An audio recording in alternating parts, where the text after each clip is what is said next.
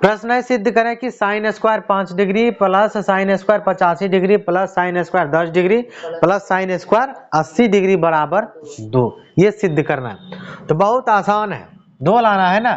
तो इन दोनों में से किसी एक को हमको कॉस बनाना है। क्या बनाना है? क्योंकि प्लस में 1 होता है जब साइन स्क्वायर और कोस स्क्वायर होता है, यानी कि साइन स्क्वायर थीटा यहाँ जो भी है, यहाँ अगर cos स्क्वायर थीटा, मतलब थीटा दोनों जगह बराबर होना चाहिए और एक साइन में एक cos में स्क्वायर बनाना चाहिए, तो दोनों मिलकर जोड़ में 1 देता है। ये दोनों मान लो अगर 1 दे दिया, प्लस इधर है, ये दोनों भी 1 दे देगा, तो 1 1 कितना हो जाएगा? यही तो लाना है। बस उसके लिए इसको cos में बदल देते हैं, साइन को, इस साइन को भी cos में बदल देते हैं। तो cos में बदलने के लिए एंगल चेंज करने वाला फॉर्मूला जो होता है कौन सी? cos 90 डिग्री माइनस थीटा बराबर क्या होता है? इसी का यूज करेंगे। अगर हम बना दे कि cos 90 डिग्री माइनस थीटा बराबर साइन थीटा, इसी से ये बनेगा।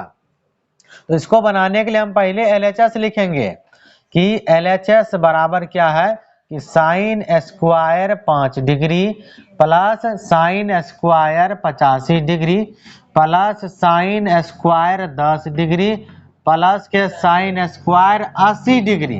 हम बोले इन दोनों में से किसी एक को, और इन दोनों में से किसी एक को क्या करना है? कॉस में बदलना है। एक साइन में रहना चाहिए, एक कॉस में। तो पहला वाला नहीं बदल, सेकेंड वाला बदल लेते हैं। तो फर्स्ट वाला वैसे रख लेते हैं, साइन स्क्वायर 5 डिग्री प्लस। अब देखो अगर साइन थीटा को लिखना है तो इस तरह से लिखेंगे कि cos 90 डिग्री माइनस थीटा बराबर साइन थीटा, क्योंकि हमारे पास है साइन थीटा। क्या देखो यहाँ है ना, साइन थीटा, थीटा कितना? 85 डिग्री। तो उसको लिखेंगे cos 90 degree minus theta, theta का मतलब 85 डिग्री। हाँ स्क्वायर है तो स्क्वायर, ये मिस्टेक हो गया, स्क्वायर है तो स्क्वायर लेंगे, जो भी है प्लस। तो उसके बाद इसमें से एक को रहने देना है, तो एक रहेगा साइन स्क्वायर 10 डिग्री प्लस। अब इसको cos स्क्वायर में लिखेंगे, किसमें? cos square 90 degree minus theta का मान करते हैं 80 डिग्री। हो गया, बस कुछ नहीं। अब घटा करके लिख देंगे, तो साइन स्क्वायर 5 डिग्री अब प्लस cos स्क्वायर घट के कितना बनेगा? 5 डिग्री। ये बन गया plus sine square 10 degree plus वो cos स्क्वायर घट के कितना बनेगा? 10 डिग्री। हो गया। अब यहाँ पर देखो ये दोनों मिलके 1 और ये दोनों मिलके 1 हो जाएगा हमारा, क्योंकि sign square theta plus cos square theta, theta दोनों जगह बराबर है ना। तो बराबर क्या होता है? 1, बीच में प्लस है, प्लस लगाएंगे। यहाँ भी साइन स्क्वायर थीटा मतलब 10 डिग्री, cos स्क्वायर थीटा मतलब 10 डिग्री, दोनों जगह थीटा बराबर। अब प्लस में तो ये भी क्या देगा? 1 और 1 1 2, ये तो लाना था। बस लास्ट में क्या लिखेंगे? LHS बराबर RHS, जो क्या हो जाएगा? प्रूव्ड। प्रश्न है, 2 पासों को एक बाण फेंका जाता है, पासा समझता है क्या? छक्का। तो फिर यहाँ पासा, तो सिक्का अलवाल उछाल रहा है। वो का मानुस बिना निकाले नहीं कर सकते, ठीक है। तो 2 पासा को फेंक रहे हैं, पासा को फेंका जा रहा है, सिक्का को नहीं फेंका जा रहा है, सब बोका मानुस है। तो दोनों पासों की संख्या का योग 8 आने की प्रायिकता ज्ञात करें। तो सबसे पहले हम ये पता करेंगे कि 2 पासा को अगर फेंकेंगे तो कितना परिणाम आएगा, ठीक है। हाँ क्या क्या हुआ? 36 आएगा सर, 2। हाँ अब देखो, तो 2 पासा को फेंकने पर कुल संभावित परिणाम ऐसे लिखेंगे, 2 पासा को बात नहीं फेंकने पर कुल संभावित परिणाम, कुल संभावित परिणाम। तो परिणाम कितना होगा? इसका फॉर्मूला होता है 6 पर पावर n। एक पासा को फेंकते हैं तो 6 परिणाम आता है, 1 2 3 4 5 6 ही तक लिखा होता है पासा। पासा मतलब छक्का, एक तरफ 1 दूसरे तरफ 2 3 4 इस तरह से। तो एक पासा को फेंकते हैं तो 6 परिणाम आता है, 2 पासा को फेंकेंगे इसका फॉर्मूला होता है 6 पर पावर n। n का मतलब क्या बार फेंका जा रहा है। एक बार फेंकेगा तो पावर 1, 2 बार फेंकेगा तो पावर 2, अगर 3 बार फेंकेगा तो पावर 3 कर देंगे। तो 6 का स्क्वायर कितना होगा? 36 परिणाम होगा। कितना होगा? अब 36 परिणाम लिखना पड़ेगा हमको। क्या करना होगा? लिखना। क्यों लिखना पड़ेगा? क्योंकि देखो प्रायिकता किसका पूछा है? संख्याओं का योग 8 आने की प्रायिकता। ऐसा ऐसा संख्या चुनना है जिसका कि योग क्या हो जाए? 8। दो पासा को फेंकेंगे तो संभावित परिणाम ऐसे लिखेंगे। देखो, 2 पासा फेंकेंगे तो एक बार में 2 को परिणाम आएगा। मान लो कि एक पासा पर 1 आएगा तो दूसरा पासा पर क्या आ सकता है? 2। हाँ, 1 भी आ सकता है। एक मतलब पहला पर भी 1, दूसरा एक साथ अगर 2 को फेंकेंगे तो 2 को परिणाम लिखना पड़ेगा। ये पहला हुआ। ठीक है। दूसरा, पहला पर 1 तो दूसरा पर 2 मान लो एक तरफ से, पहला पर 1 दूसरा पर 3, फिर 1 4 इस तरह से, फिर 1 5 चलेगा, फिर 1 6 चलेगा। तो ये हो गया एगो एगो पासा पर सब में 1 ले लिए, बाकी पर 1 2 3 4 5 6। अब दूसरा पर लेंगे फिर 2, फर्स्ट वाला पर फिर 2 1, फिर 2 2 ले लेते हैं, फिर 2 3, फिर 2 4, फिर 2 5, फिर 2 6। 2 वाला कंप्लीट। अब 3 से स्टार्ट करते हैं। फिर लेंगे 3 1, 3 2, फिर 3 3, फिर लेंगे 3 4, फिर लेंगे 3 5, फिर लेंगे 3 6। हो गया। फिर 4 से स्टार्ट करते हैं।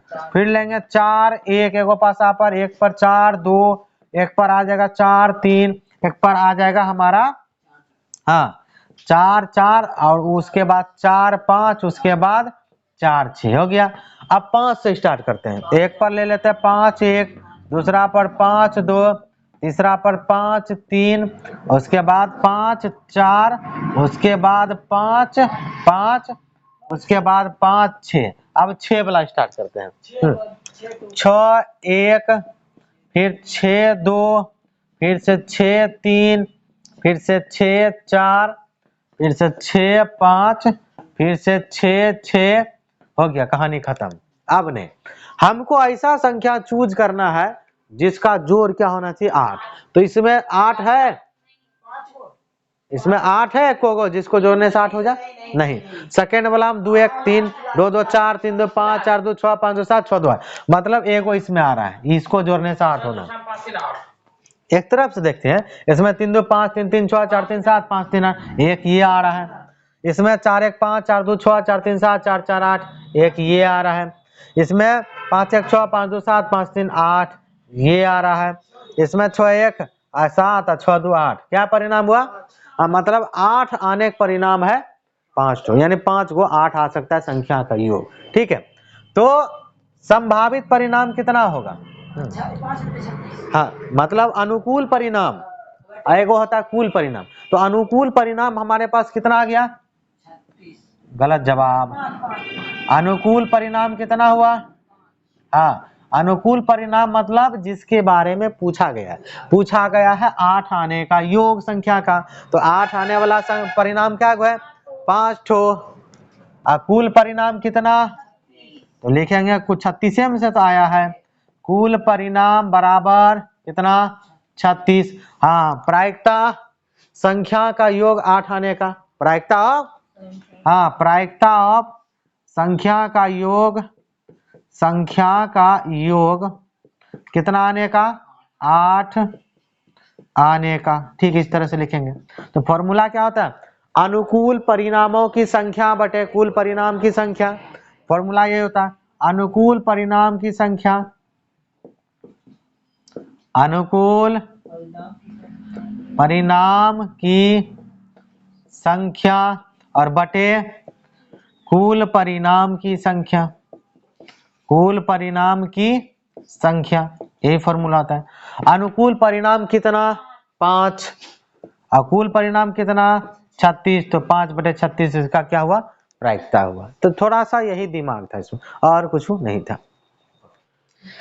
प्रश्न है, सिद्ध करें sec theta plus tan theta है, इधर देखो, सिद्ध करें कि sec theta plus tan theta बटे sec थीटा माइनस के tan थीटा बराबर 1 प्लस साइन थीटा बटे कॉस थीटा का होल स्क्वायर लाना है, यानी स्क्वायर में लाना है।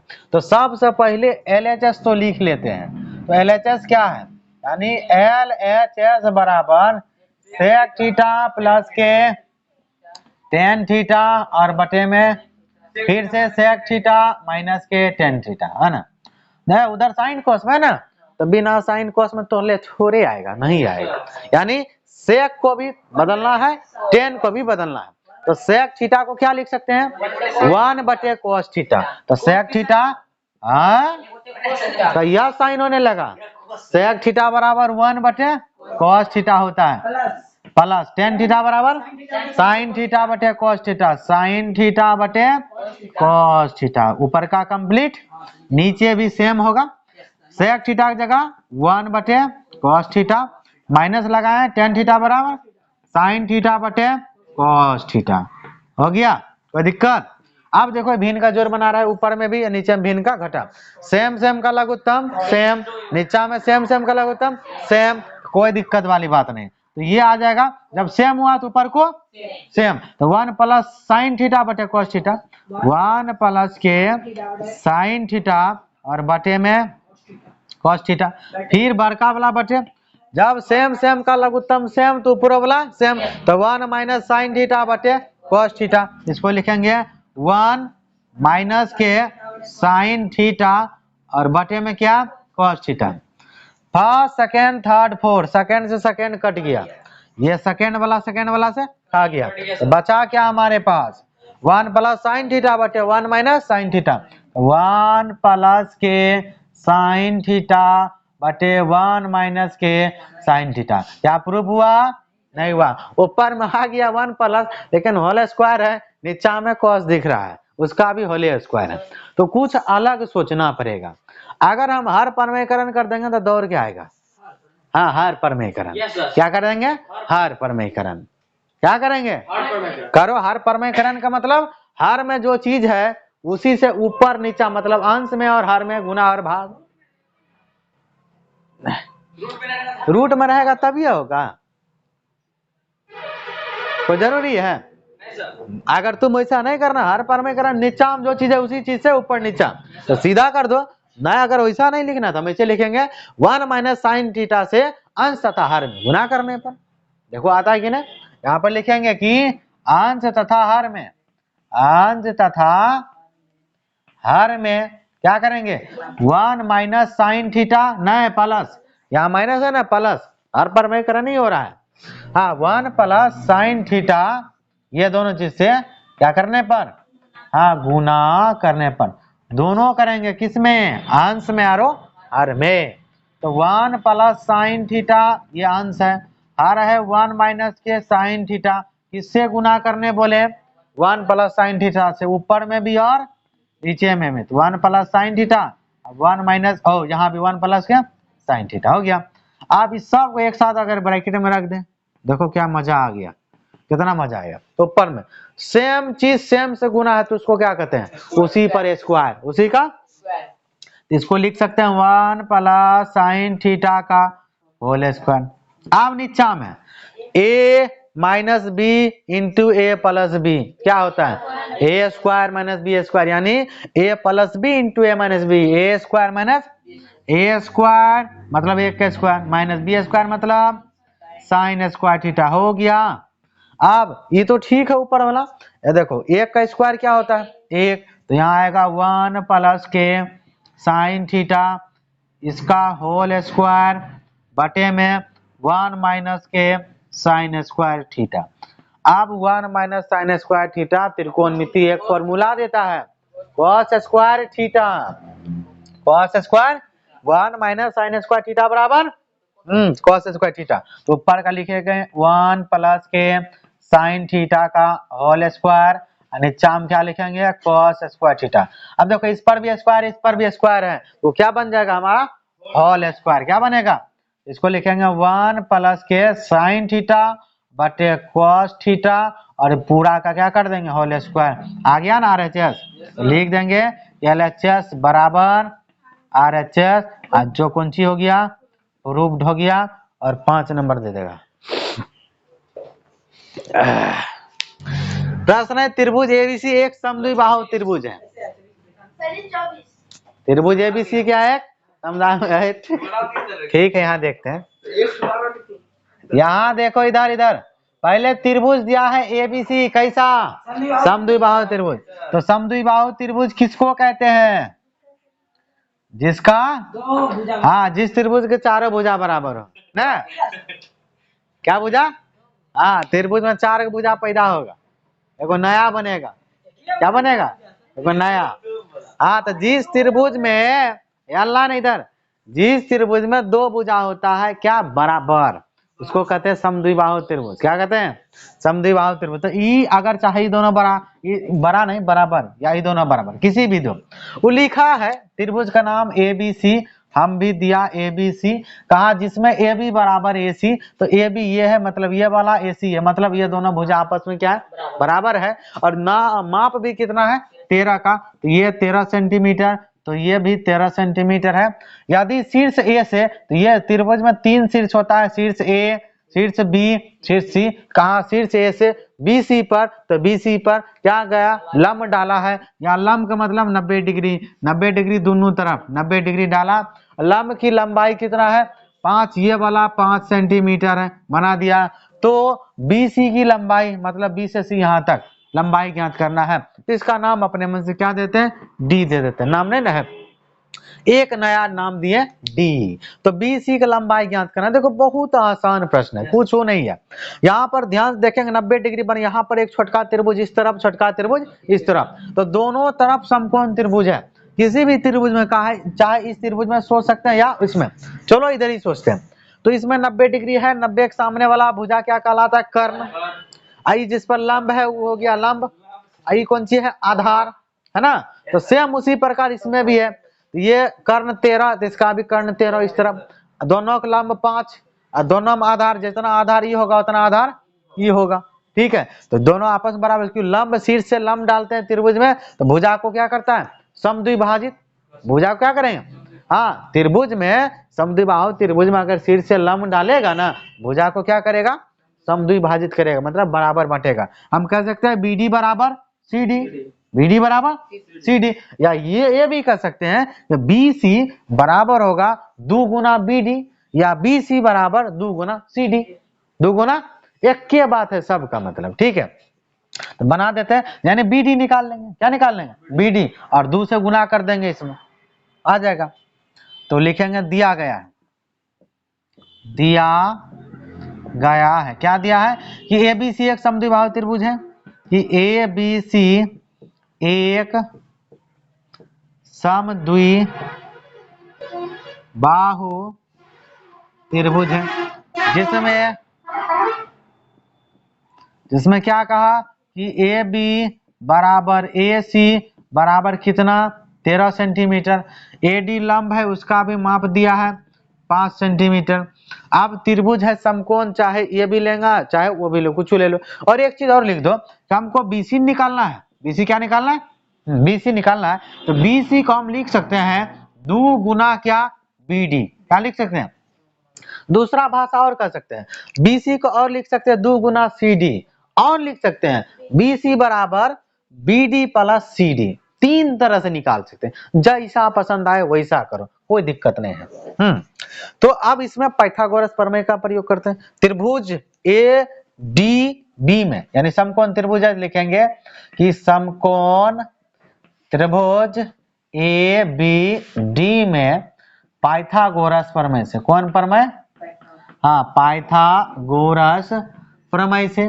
तो पाइथागोरस प्रमेय पता होगा सबको, घोर घोर के पी गया होगा कि नहीं पिया? पी गया। कर्ण स्क्वायर बराबर लंब स्क्वायर जोड़ आधार स्क्वायर। तो भाई कर्ण कौन है इसमें? तो ए बी, तो कर्ण हुआ मतलब ए बी का स्क्वायर, कर्ण स्क्वायर बराबर लंब स्क्वायर, लंब हुआ ए डी, तो लिखेंगे ए डी का स्क्वायर, जोड़ बी डी क्या है? आधार, तो बी डी का स्क्वायर हो गया।